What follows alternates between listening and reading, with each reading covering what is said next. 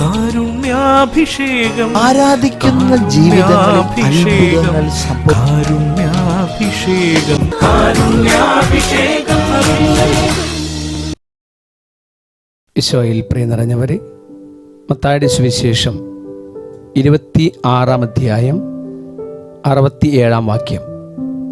അനന്തരം അവർ അവൻ്റെ മുഖത്ത് തുപ്പുകയും അവനെ അടിക്കുകയും ചെയ്തു.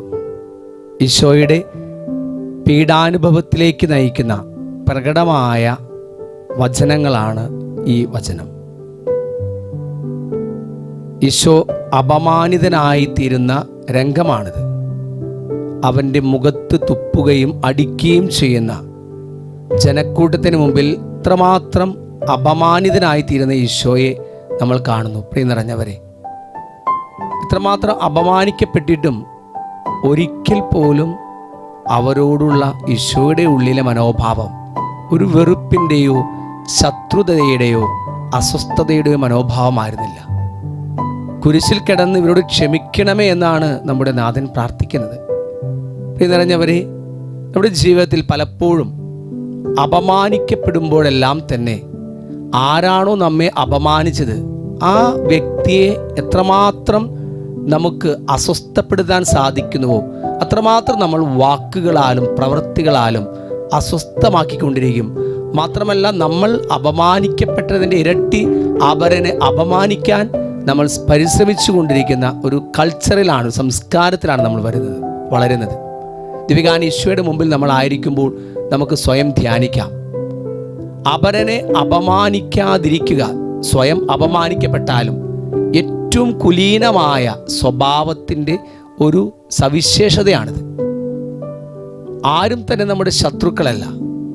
നമ്മൾ അവരെ ശത്രുക്കളായി ഉള്ളിൽ ചിന്തിക്കാത്തിടത്തോളം കാലം അപരൻ്റെ വാക്കുകളിൽ നിന്നോ പെരുമാറ്റങ്ങളിൽ നിന്നോ കടന്നു വരുന്ന അപമാനത്തിൻ്റെ അസ്വസ്ഥതകളെ എനിക്ക് വിവേകപൂർവം സ്വീകരിക്കുവാനും മനസ്സിലാക്കുവാനും സാധിച്ചാൽ ഈ സഹനങ്ങളെല്ലാം തന്നെ നമ്മുടെ ജീവിതത്തിൽ വലിയ കൃപകളായി മാറുമെന്ന് ഈശോയുടെ ജീവിതം നമുക്ക് കാണിച്ചു തരികയാണ്.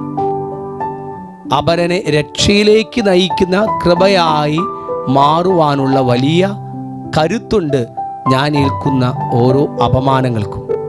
ഒപ്പം എൻ്റെ വാക്കുകളാലോ പ്രവൃത്തികളാലോ എൻ്റെ കൂടെയുള്ളവനെ അപമാനിക്കാതിരിക്കുക എന്നുള്ളത് എൻ്റെ സ്വഭാവത്തിൻ്റെ ഏറ്റവും കുലീനമായ ഒരു സവിശേഷതയാണെന്ന് തിരിച്ചറിയുക. ഓ ദിവ്യകാരുണ്യ ഈശോനാഥ, ഞങ്ങളെ പൂർണ്ണമായും അങ്ങയുടെ തിരുസന്നിധിയിലേക്ക് സമർപ്പിക്കുകയാണ്. ഈശോ അപമാനിക്കപ്പെട്ടപ്പോൾ ഒരിക്കൽ പോലും തിരിച്ച് ആ അപമാനിച്ചവരെ അപമാനിക്കാൻ ഈശോ നിൽക്കുന്നില്ല.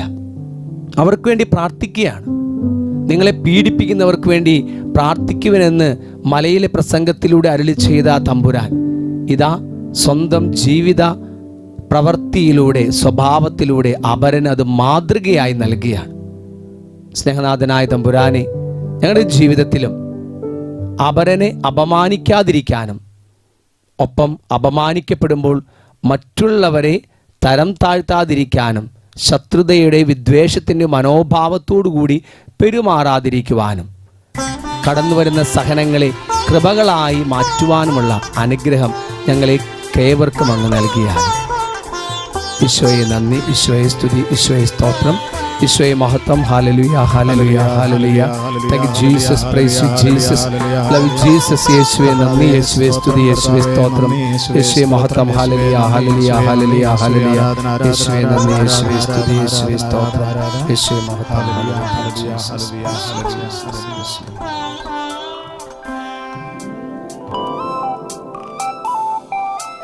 യേശുവേ നിന്റെ രൂപം എൻ്റെ മനസ്സിൽ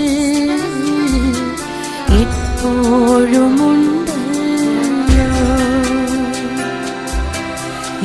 യേശുവേ നിന്റെ സ്നേഹം എൻ്റെ ഹൃത്തിൽ എപ്പോഴും